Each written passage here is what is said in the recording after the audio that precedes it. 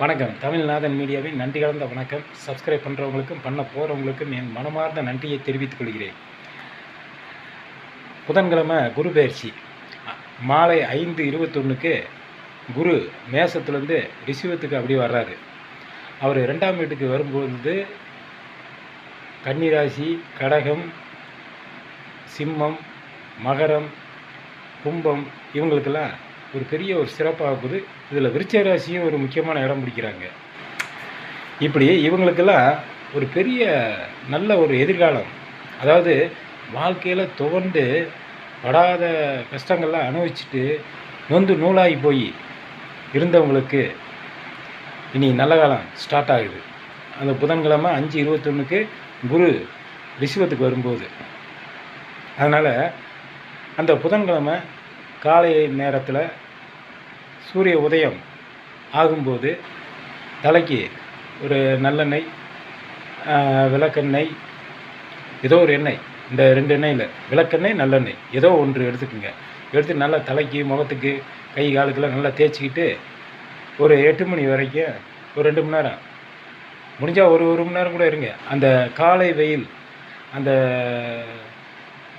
6 மணிக்கு மேலே அந்த உதயமாகி சூரியன் அப்படியே வரும்பொழுது அந்த வெயில், அந்த சூரிய ஒளி ஆகப்பட்டது நம்ம உடம்புல படணும். அப்போ ஒரு 8 மணிக்கெலாம் பார்க்கும்போது நல்லா அம்சமாக இருக்கும் அந்த வெயில். அந்த வெயில் அந்த சூரியனுடைய ஒளி நம்ம உடம்புல படணும். படுற மாதிரி எண்ணெயை தேய்ச்சிட்டு உட்காந்துக்குங்க.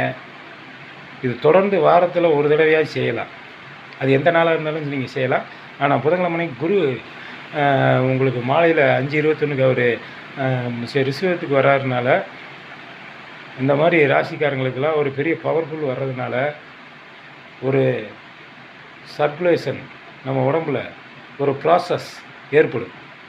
அந்த ஏற்படுறதுக்கு நம்ம ஒரு முன்னெச்சரிக்கை, ஒரு நடவடிக்கை, அந்த ஒரு செயல்பாடு நம்ம செய்யும் பொழுது ஆட்டோமேட்டிக்காக கண் திஷ்டி, பில்லி, சூனியம் அப்படின்னு நிறையா நம்மளுக்கு ஏதாச்சும் வச்சுருந்தாங்கன்னு வைங்க, அந்த எண்ணெயை தேய்ச்சிட்டு சூரியனுடைய ஒளியில் உட்காரும் பொழுது அத்தனையும் அடிபட்டு போயிடும். இது இயற்கை, உண்மை. நீங்கள் எத்தனை டாக்டரு, வைத்தியம் அப்படி இப்படின்னு நீங்கள் பார்க்கலாம்.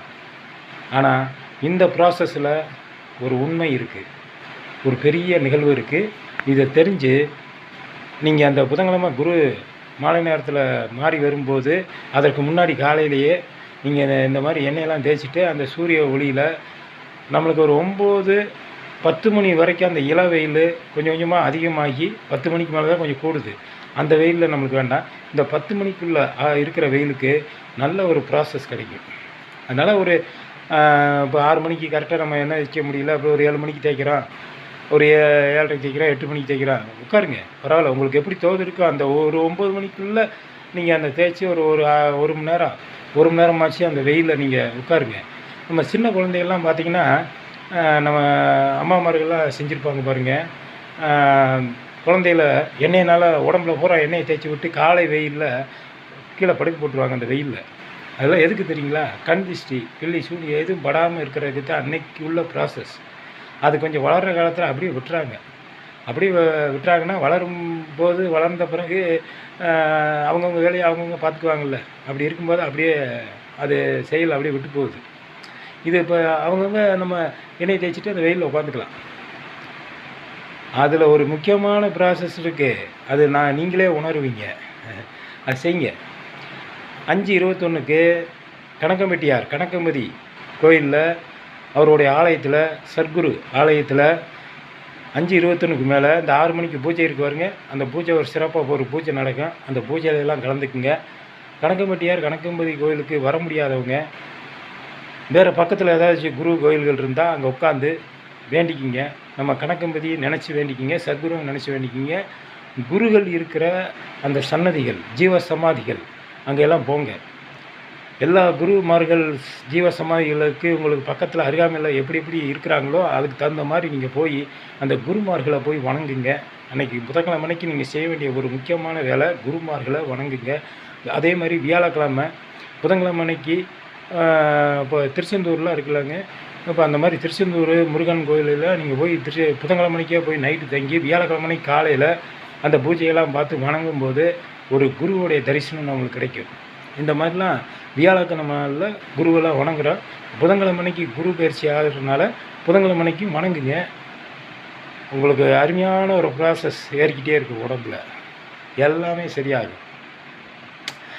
இது நீங்கள் அந்த ப்ராசஸை செய்து பார்க்கும்போது தான் உங்களுக்கே உணரும். அதனால தான் நீங்கள் அந்த ப்ராசஸை செய்து பாருங்கன்னு உங்களுக்கு இந்த வீடியோ மூலம் நான் சொல்லியிருக்கிறேன். இந்த ஒரு 5 வகை ராசிகளுக்கு ரொம்ப டாப்பாக இருக்குது. 3 வகை ராசிகளுக்கு சூப்பராக இருக்குது. அது என்ன ராசி? கன்னி, சிம்மம், விருஷகம். இந்த 3 ராசிகளுக்கு ரொம்ப அபாரமாக இருக்குது. மற்ற ஒரு 3 ராசிகளுக்கு இந்த இவங்கள விட 2வது ஸ்டெப் இருக்குது. ஆனால் சிரமப்படாது. அதே மாதிரி மற்ற ராசிகளுக்கு சிரமப்படுவோமா அப்படின்னு நினைக்காதீங்க. அவங்களுக்கு நல்லாத்தான் இருக்கும். ஆனால் கவனம் இருந்தால் போதும். எதுலேயுமே கவனம், ஒரு பயணத்தில் போகும்போதும் கவனம்.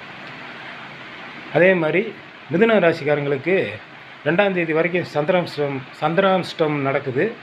அதனால் சந்திராஷ்டமத்தில் ரொம்ப கவனமாக இருங்க, ரொம்ப கவனமாக இருக்கணும். சந்திராஷ்டம் நடக்கும்போது 30ஆம் தேதி அவங்களுக்கு சந்திராஷ்டமம் நடக்குது. அந்த சந்திராஷ்டமத்தில் முடிகிற வரைக்கும் ரொம்ப கவனமாக இருக்குங்க. குரு பயிற்சியும் போது சந்திராஷ்டமம் நடந்துக்கிட்டு இருக்கும். அப்போ மிதுன ராசிக்காரங்க ரொம்ப கவனமாக இருங்க. பயணங்களில் ரொம்ப கவனமாக இருங்க. அவசரப்படாதீங்க, வேறு ஒன்றும் கிடையாது. பயப்படாதீங்க. அவசரப்படாமல் மெல்ல நிதானம் போங்க. சில நேரம் போக முடியாமல் இருந்துச்சுன்னா அப்படியே பிரேக் ஆகி இருங்க. அவ்வளோதான். பெரிய நஷ்டம் ஒன்றும் வந்துடாது. அவசரப்பட்டால் நஷ்டங்கள் வரும். அதனால தான் அவசரப்படாமல் இருங்க. ஒன்றும் கவலைப்படாதீங்க. எல்லாம் குரு இருக்கார், தாய் தந்தை அவங்களுடைய ஆசீர்வாதம், கடவுள் ஆசீர்வாதம், நம்ம சிவபெருமான ஆசீர்வாதம், கணபதி, முருகன், ஸ்ரீ ஐயப்பன், குருவாயூரப்பன், இப்படி ஏகப்பட்ட தெய்வ அவதாரத்தில் இருந்த நம்ம சிவபெருமான் நிச்சயமாக நம்மளுக்கு ஆசீர்வாதம் கொடுப்பார். அந்த ஆசீர்வாதம் எல்லோருக்கும் கிடைக்கும். கண்டிப்பாக அவசரம் மட்டும் படாதீங்க. பொறுமையாக இருங்க. நல்லதே செய்யுங்க. நல்லதை செஞ்சு நல்லவனாகவே வாழ்கிறவங்களுக்கு எந்த பயமும் வேண்டாம். அவங்களுக்கு எல்லாத்துக்குமே நல்லா இருக்குது. அதுதான் என்ன, இந்த கன்னி ராசி, விருச்சிக ராசி, சிம்ம ராசி, மகர ராசிக்காரங்களாம் ரொம்ப கஷ்டப்பட்டவங்க. அதாவது வாழ்க்கையில் என்னென்ன கஷ்டப்படணுமோ அதெல்லாம் கஷ்டப்பட்டுக்கிறாங்க. அந்த கஷ்டப்படும்போது சிலர் குறுக்கு வழியிலையும் போயிருப்பாங்க. குறுக்கு வழியில் போகிற மாதிரி ஆயிருக்கும். அவங்களாம் சின்ன வண்ணமாக ஆயிருப்பாங்க. இப்போ அவங்களாம் ஒரு நேர் வழியில் வர்ற மாதிரி கொண்டு வரும். ஆனால் இதில் நம்பர் 1 இருக்கிறது கன்னி ராசி. கன்னி ராசி எக்காரணத்தை கொண்டு குறுக்கு வழியிலே போக கூட நினைக்க மாட்டாங்க. ஆனால் மேற்கொண்டு அவங்களையும் இழுத்துட்டு போய் அதுலேயே அவங்க தடுமாறி நின்ன நேரம் ரொம்ப சிரமப்பட்டு குறுக்கு வழியில் போக மாட்டேன்னு சொல்லி நின்று நேர்மையாக நின்னவங்க தான் கன்னிராசி. கன்னிராசி அவ்வளோ ஒரு நம்பர் 1 ராசியிலே 12 காலச்சக்கரத்தில் 12 ராசிகளை பார்க்கும்போது கன்னிராசி நம்பர் 1 இருக்குதுங்க. அதனால் கன்னிராசிக்கு இனி வர்ற காலமெல்லாம் ஜாக்பாட்டு தான். சூப்பர். ஆமாம். அதனால் கண்ணியத்தோட ஒழுக்கமாக நீதி நேர்மையோடு வாழ்கிறவங்க இந்த குரு பயிற்சியை பற்றி நீங்கள் பயப்படாதீங்க. இது பாகிஸ்தான குரு, அஷ்டமஸ்தான குரு வரும்போது தான் நம்ம பயப்பட வேண்டியது வரும். அப்போ கவனம் வேணும், அவ்வளோதான். நல்லதாக இருக்கும்போது பயப்பட வேண்டியதில்லை, அதுலேயும் பயப்பட வேண்டியதில்லை. ஆனால் கவனம்தான் தேவை. இனி வர்றதில்ல, எல்லாமே தலை தப்பியது. இனி எல்லாமே நல்லா இருக்குது. இருந்தாலும் கவனமாக இருக்கணும். கையெழுத்து போகிறதுலாம் கவனமாக இருங்க. அதே சமயத்தில் நின்று நிதானமாக ஆலோசித்து ஒவ்வொரு முடிவு எடுங்க. சூப்பராக இருக்குது. ஓகே. நாதன் மீடியாவின் நன்றி கலந்த வணக்கம்.